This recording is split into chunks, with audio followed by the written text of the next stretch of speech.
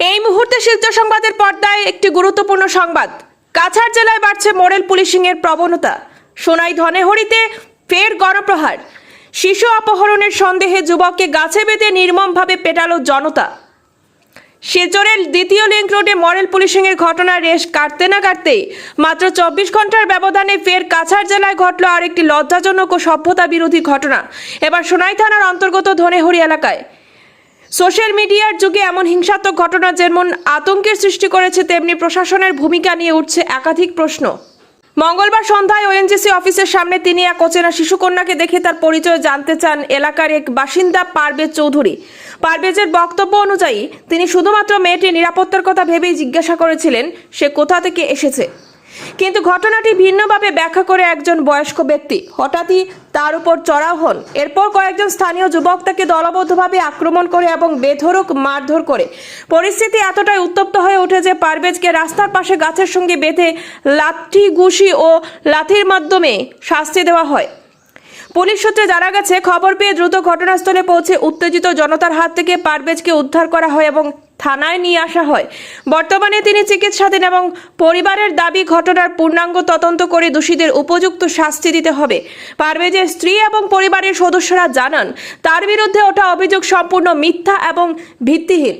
Police ঘটনার তদন্ত শুরু করলেও মানুষের ক্ষোভ থামছে না। একাংশরা মনে করছেন দ্রুত ও দৃঢ় পদক্ষেপ না নিলে এ ধরনের ঘটনা আরও বাড়বে। ন্যায় বিচারের বদলে উন্মত্ত জনতার হাতে যদি বিচার চলে আসে, তবে সমাজে আইনের শাসনের কোনো মূল্য থাকবে না। কাছাড়ের প্রেক্ষাপটে এ ধরনের গণপ্রহার বা মডেল পুলিশিংয়ের ঘটনা নতুন নয়, তবে বারবার এমন ঘটনা ঘটতে থাকলে প্রশ্ন উঠবে, আমরা কোন সমাজে বাস করছি? একদিকে আমরা আধুনিকতা ও আইনের শাসনের কথা বলি, আর অন্যদিকে আইন নিজের হাতে তুলে নিয়ে জনতা ন্যায় বিচারের নামে নৃশংসতা চালায়। এই দ্বিচারিতা বন্ধ করতে হলে প্রশাসনকে কড়া পদক্ষেপ নিতে হবে, যাতে আগামী দিনে কোনো নিরীহ মানুষ আর এ ধরনের হিংসার শিকার না হয়। আপনার দামান নি পারভেজ ভাই? তাই না, আমার প্রথম দামান। আচ্ছা, এই ঘটনা নিয়ে আপনার কিতা? এইটা ঘটনা শুনি আমার অনেক দুঃখ লাগছে যে মানুষটা কি কি রকম আছে কি না এটা খবর না লইয়া এইলা অত্যাচার করা আমার পক্ষে, আমার এক ব্যক্তিগত হিসাবে বালা বা শুভ লাগছে না। কিন্তু তার গার্জেন আছেন, তার আত্মীয় স্বজন আছেন, খায় খবর লইয়া তারারে ডাকিয়া ঢুকিয়া বা তারারে সমঝাই দিয়া বা পুলিশের প্রশাসনের আন্ডারে দিলে আমরা বড় সন্তুষ্ট হইলাম। তারা নিজের হাতে নিজের আইনটা নেওয়ায় আমরা অনেক দুঃখিত। আপনারা কোনো কানুনি লাইনে যেতে আমরা আসবেন? কানুনি লাইনও যাইতাম চাইছিলাম, আগে আমরা যাইতে চাইছি না। আর এটা সব আল্লাহর কাছে দিয়া বই দিছি বিচার। আর ওই যে দনেরের যে পাবলিক হল আছেন যে ঘটনাটা ঘটেন, তারার উদ্দেশ্যে আপনি কিতা কইবা? তারা উদ্দেশ্যটা তো এমন বালা না হিসাবে তো অত জঘন্য মাইর মারছে।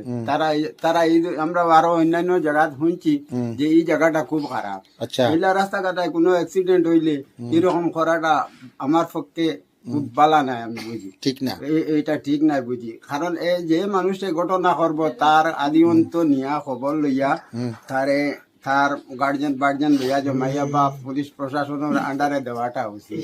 নিজে নিজের হাতে কানুনটা নিলে আমি মনে সেটাই সে আমি গেছি দেখতে গেলে যাওয়ার সময় বাচ্চাটার মানে দেখছি দেখি তো বাচ্চাটা আমার ভাষাইছে। আমি বললাম নেনা খানো কিতা খোঁড়াই নাকি, আমি কিতা কইছি মানে কিতা খোঁড়াই কইছি না কিতা খানো যেতে কইছি ওখান খোয়ার মাঝেও না এনেকৈ গেল লগা দেখলাম। বাজে তো আমি মনে গেলাম গিয়া আচ্ছা, সামনে দেখি আর বেটায় ফাঁক লইয়া বইয়া আমার বাচ্চা উবা ফাঁক হাতে লইয়া খাজা লইয়া সেটা কয় হাবা উবা আমার নেতা নিয়ে আসলে উবা উবা কই আরো মানুষ ডাকি লেগেছে। আচ্ছা, এর বাদে সারা ইয়া ধরিয়া আমার মাইলা আমি কইলাম বেলা দেখো ভাই আমি বলা মানুষ শুধু আমার মারিও না পরে আমার পরে সব জানবা আমি কোনো চুরি দেখাই না ওটা না ওটা।